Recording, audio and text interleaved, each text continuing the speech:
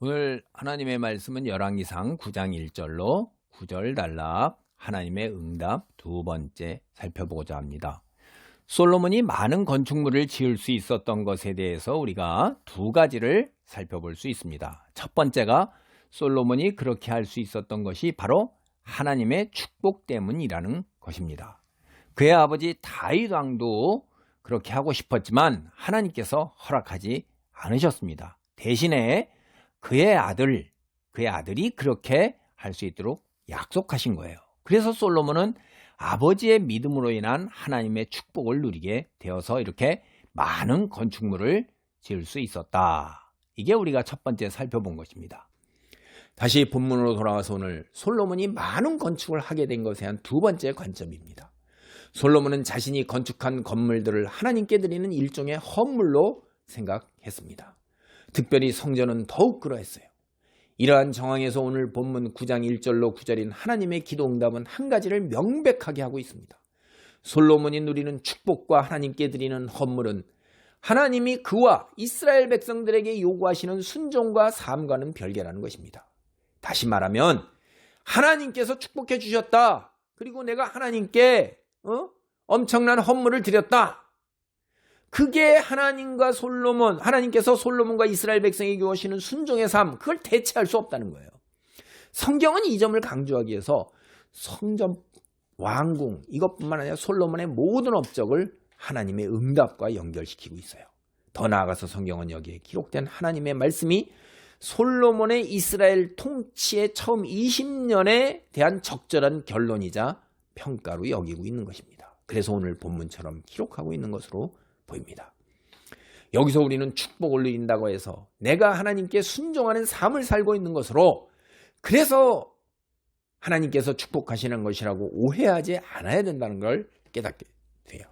솔로몬의 경우처럼 내가 누리는 축복은 부모님의 믿음 때문에 하나님께서 약속하신 것일 수 있고 또 내가 부족해도 하나님께서 회개하고 돌아서기를 기다리고 있는 그 기간 동안에 누리는 것일 수 있어요.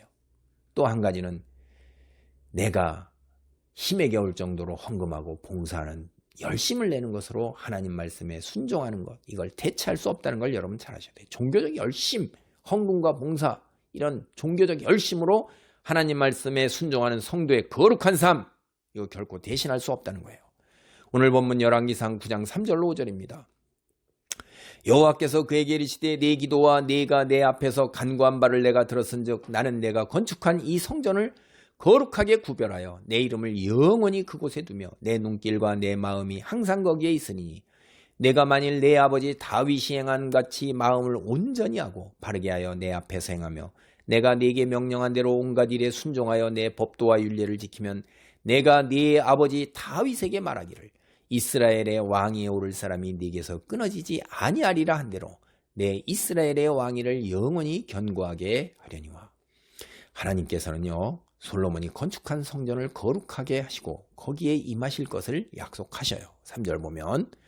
근데 이게 8장 22절로 53절에 나오는 솔로몬의 구체적인 기도에 대해서 응답하신 겁니다. 하나님은 자신의 이름을 성전에 영원히 두시겠다고 그러셨어요. 뿐만 아니라 눈길과 마음까지도 성전에 영원히 두시겠다고 하셔요.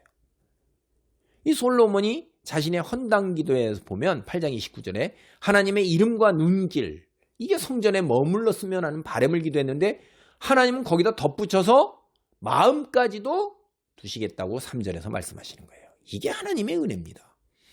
하나님께서는 솔로몬과 그의 후손들을 비롯한 이스라엘 사람들과 얼마든지 함께 하시겠다는 의향을 말씀하시는데 이게 조건이 있죠. 그들이 하나님과 순종할 때만이에요.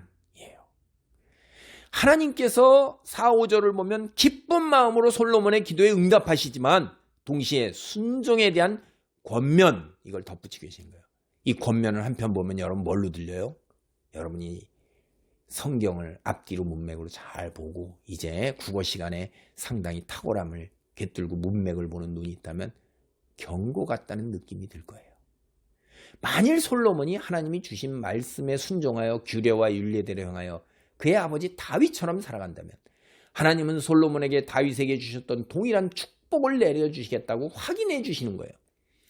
솔로몬이 모세를 통해 주신 말씀대로만 살면 옛적에 너희 조상들에게 임했던 축복, 그것이 그대로 그의 삶에 여전히 지속될 거라는 거예요.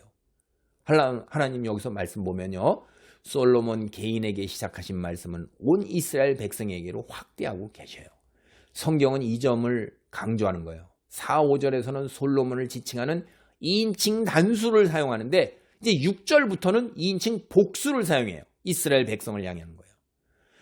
6절, 9절 솔로몬 개인뿐만이 아니라 이제 온 이스라엘 백성에게 주시는 권면이에요. 한마디로는 경고의 말씀인 것입니다. 열왕기상 6장 9절입니다.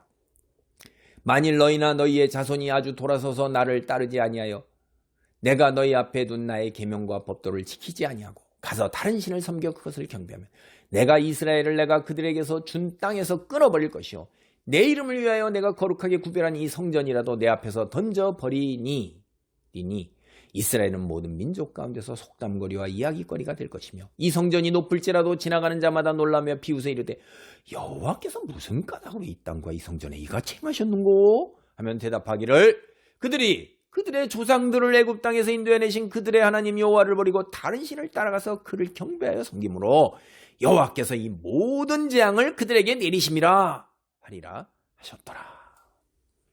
이스라엘과 그들의 자손들 하나님 말씀에 순종하지 않고 우상들을 섬기면 하나님께서 이스라엘을 그들의 기업에서 끊어버리시고 그들의 성전에 하나님의 이름을 두지 않으실 것이라는 거예요. 이렇게 되면 한때 선망의 대상이었던 이스라엘, 열방의 비웃음거리가 되는 겁니다. 물론 이스라엘에게 이런 이 말 수치가 뭐죠? 하나님께서 하시는 일이에요. 근데 여러분 보세요. 본문에서 하나님께서 솔로몬에게 하시는 말씀 상당히 이게 심상치 않은 겁니다. 왕권과 순종 그리고 이스라엘 영토의 미래, 이게 모두 다 솔로몬과 이스라엘 백성의 순종에 따라 결정된다는 것 제가 자꾸 말씀드리죠. 다시 말해 하나님께 대한 순종에 의존한다. 이게 전혀 새로운 사실이나 새로운 말씀이 아니에요. 이게 이미 벌써 500여 년 전에 모세에게 줬던 말씀이에요. 다윗에게 됐던 말씀이에요. 솔로몬에게도 앞서 했던 말이에요. 근데 다시 또 이 말씀을 하고 계셔요. 이거 반복하고 계신 거예요. 반복하는 거예요. 이게 뭐예요? 권면이에요? 경고예요. 경고. 이스라엘과 백성이 순종하지 못하는 면 그게 틈이 보이기 시작하는 거에 대한 누누이 경고하는 거예요. 이런 경고가 8장에서 솔로몬이 드린 기도에 대한 응답으로 이제 임했구나. 성전을 건축하고 왕궁 건축하는데 13년 지난 이후에 성전 건축해서 기도드렸어요. 13년 지났어요. 그때 이제 임한 거예요. 두 가지 우리가 생각해 볼 수 있어요. 첫째, 인간이 하나님께 드릴 수 있는 최고의 선물이 될 수 있는 성전마저도 하나님께서 우리에게 요구하시는 순종의 삶을 전혀 대신할 수 없다는 거예요. 여러분이 뭐 교회 건물 크게 짓고 뭐 엄청난 기념비적인 건물을 졌다. 아이고 그래갖고 우리의 믿음이 하나님께서 우리를 기뻐하시고 축복하실 거다. 착각입니다. 사무엘, 순종이 제사보다 낫다고 했어요. 이걸 고려해 보면 하나님께서 솔로몬과 이스라엘 백성에 순종하라고 경고하는 것, 이것도 사실 하나님의 은혜예요. 주의 백성의 삶에서 우선권이 뭐고 가장 중요한 것이 뭐냐, 이걸 제대로 분별해라. 이렇게 지혜를 주시고 가르침을 주시는 겁니다. 그리스도인 순종보다 우선할 수 있는 것 아무것도 없어요. 두 번째, 오늘은 성전을 헌당하는 날, 헌당 예배를 드리는 날, 이스라엘의 가장 복된 날, 이런 날에 가장 지혜로운 왕의 간절한 기도에 하나님의 응답이 바로 이런 경고로 되돌아왔다는 거예요. 솔로몬과 이스라엘의 불안한 미래를 예고하고 있는 인상을 우리가 지우기 어려워요. 본문에서 사용하고 있는 언어들이요, 이게 무지하게 강력한 거예요. 우리 여러분, 말을 너무 강하게 하지 말라고 저는 얘기를 자꾸 들어요.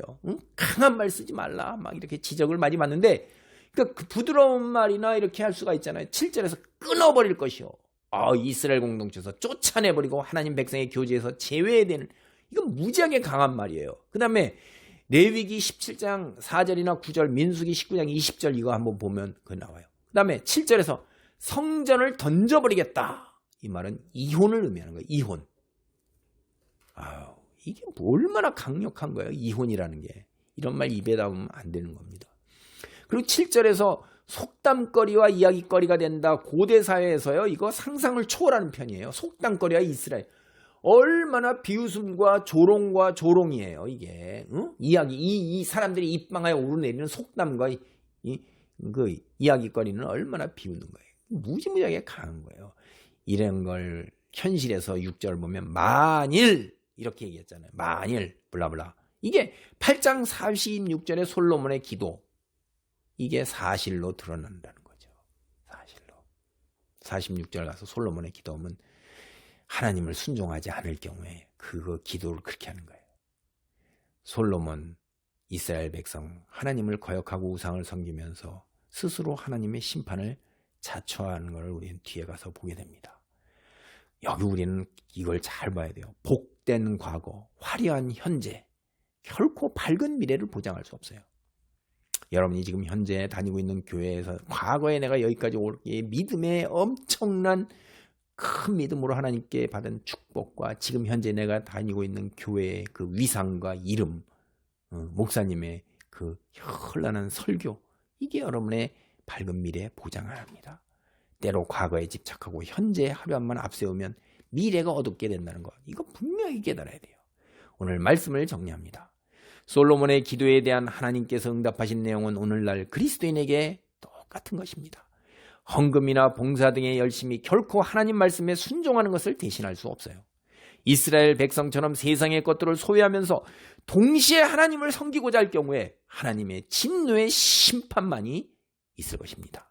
다시 말해 세상에서의 평안과 형통을 하나님께 순종하는 것보다 우선으로 할 때 무늬만 그리스도인이라는 걸 여러분 깨달아야 돼요. 그 결과는 하나님의 진노의 심판으로 영생의 복을 누리지 못할 것입니다. 세상에 공짜는 없습니다. 심는 대로 거두게 됩니다. 영생은 거저되는 것이 아니라 십자가의 고난의 삶을 마다하지 않을 때에 주어질 것입니다. 아멘. 할렐루야. 하나님 감사합니다. 오늘 말씀을 통하여 하나님의 말씀을 바로 깨닫게 하시고 아버지 하나님 제대로 순종하는 삶의 자리를 지켜나갈 수 있도록 눈을 열어주시고 들을 것을 듣게 하시고 볼 것을 볼 수 있도록 축복하여 주시옵소서. 예수님의 권능으로 눈을 열어주시고 들을 것을 듣고 볼 것을 보게 하셔서 내가 성경 속에서 과연 하나님이 나를 어디로 이끌어 가시는가를 바로 깨닫게 하옵소서. 내가 아닌 하나님의 관점에서 하나님께 순종하도록 축복하옵소서. 예수님의 이름으로 기도하옵나이다. 아멘.